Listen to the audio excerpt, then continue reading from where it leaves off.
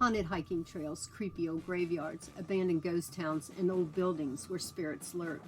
Come and explore some of these most haunted places where people just like you and me come face to face with ghosts.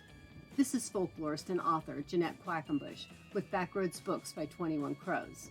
I discover and research old ghost stories, folklore, and legends, then pass them on to you. I have found a whole bunch of these haunted locations of legends and folklore. Now let me help you find your scary place, where our natural world and their supernatural world collide.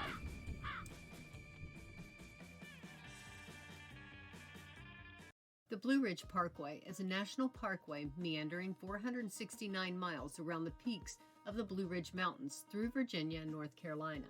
It connects two parks, Shenandoah National Park and the Great Smoky Mountains National Park. If you drove it from start to finish at the leisurely paced speed of 45 miles per hour, it would take about 11 to 12 hours, without a break, to complete. That said, most don't mind the long excursion. They aren't in a hurry. They take the trip for the many views and overlooks.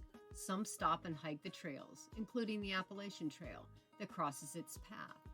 And a few more adventurous come to check out a ghost, that of a little boy who haunts a mountain ridge along the Appalachian Trail in George Washington National Forest in Virginia. Come take a hike with me, and I'll tell you the story. Ed Powell was a farmer in the late 1800s who shared property with his brother James near Para, Virginia, along Dancing Creek, a stream which, for a short time, parallels the parkway and can be seen from the Dancing Creek Overlook, should you drive there.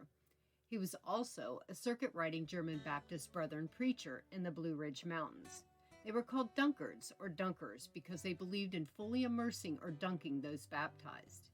He and his wife Emma Bell had 8 children, and among them was a 4-year-old boy, Emmett. He was tall for his age, with fair hair and complexion, blue eyes, and a full forehead. He had the habit of sucking the forefinger and middle finger of his left hand.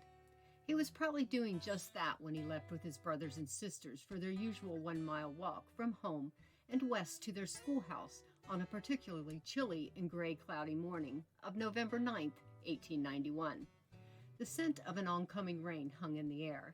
As Emmett passed his father, who was husking corn that day, the 4-year-old stopped and bade him to stay so he could help.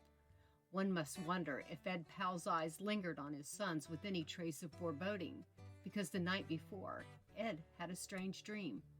In it, he watched as a black undertaker's wagon pulled along a road. It stopped, and the Reverend had walked to it and climbed inside. In the dream, an old man was reclining in the rear of the wagon who said, "This is my house." There was also a foot-long casket in the wagon with no lid, and above it, a tiny light floated seemingly on its own. Ed Powell had awakened with a start from the nightmare, telling his wife what he had seen. After, he could not fall to sleep. If it was a warning, a premonition of what was to become, the minister would certainly not have deciphered whatever clues it offered. So Ed denied Emmett's request, and he told the boy his teacher expected him to be at the school each day just like his siblings. Little Emmett shuffled away with his brothers and sisters.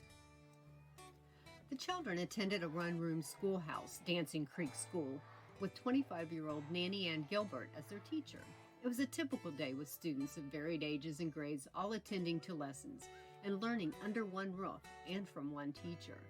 As was customary, the girls took a 5-minute recess in the afternoon. When they were finished, the boys were allowed their time to play outside too. Miss Gilbert then asked the boys to collect large twigs and branches for the pot-bellied stove before returning to the schoolhouse. There was a forest of chestnut, oak, and pine trees surrounding the small building. The boys set out in the chilly air to collect the wood, some working a little farther away, as they had already collected the choicest burning wood near the schoolhouse in the earlier weeks after a long cold spell. The boys boisterously returned with their collection in the middle of the girls' lessons and were told to sit so Miss Gilbert could continue the schooling. In the chaos of unpacking the firewood from arms to stove and floor and resuming the school day, it was not for 20 minutes that it was noted the youngest in the classroom had not returned. Without delay, Miss Gilbert peered outside and, after seeing no Emmett, sent the boys back out to the area they had collected the firewood. When they could not find the little one, she sent the children to Emmett's home and the homes of nearby neighbors, but no one had seen the child. Soon everyone in the community and even outside areas joined the search. They stationed able-bodied men around the rises and valleys, hoping that they could hear him calling out. Night came upon them, and cold rain turned to slushy snow at the higher peaks. Many were exhausted. Some went home. But Henry Wood, a neighbor, had an old hunting hound much cherished by the boy, and the two had become fast friends. Wood sent the pup to seek him out. The dog was gone for hours before returning, and later, many wondered if Wood's old hound had come upon the boy and stayed with him. Hundreds took up the search over the following days, but all they discovered was a half-mile trail where young Emmett had dragged a 12-foot chestnut branch intended for the fire. However, his path had led away from the school instead of toward it. Confused and left behind by the older boys, the 4-year-old had gone the wrong direction. Eventually, all gave up save Ed Powell, who continued searching whenever he could, hiking into the mountains, still searching for his boy. When rumors began that the boy could have been kidnapped, Emmett's father even offered a reward for his return. It was not until nearly 5 months later, on Sunday, April 3rd, that 4 young men were traveling along the trails of Bluff Mountain, where one's dog went astray.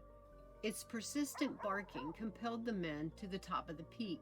As they crested the summit nearly 3.5 miles from the schoolhouse, where Ed Powell's son disappeared, and stopped just short of a large stone, they beheld the tiny, lifeless body of a child lying on his back, one arm outstretched and the other missing. There was little flesh left on the corpse, and his feet were separated from his body. But by the raggedy clothing torn by scrubby branches and thorns and left to rot in the weather, they knew they had found Emmett Powell. A doctor who examined the body said the little boy probably laid down to rest on that first night at the summit. After falling to sleep, he died of exposure. Little Emmett was buried once in a cemetery by the school. His father later reburied him by his home. Years would pass, and his fateful journey was made famous by J.B. Huffman's story, where he called the boy Ottie and used the proceeds to build a monument where the little boy died. Later, the Appalachian Trail was constructed to cross the summit of this mountain, and it passed by the memorial. A shelter camp, Punchbowl Trail Shelter, was built not far away so that those taking the long trail could stop for respite for the night. It was then that more hikers came to the area, that whispers of a ghostly boy visiting the trail and shelter began to occur. He has been seen standing near the camp, whimpering, before wandering away, and trudging through the thick brush near the place where he lay down to rest and passed away.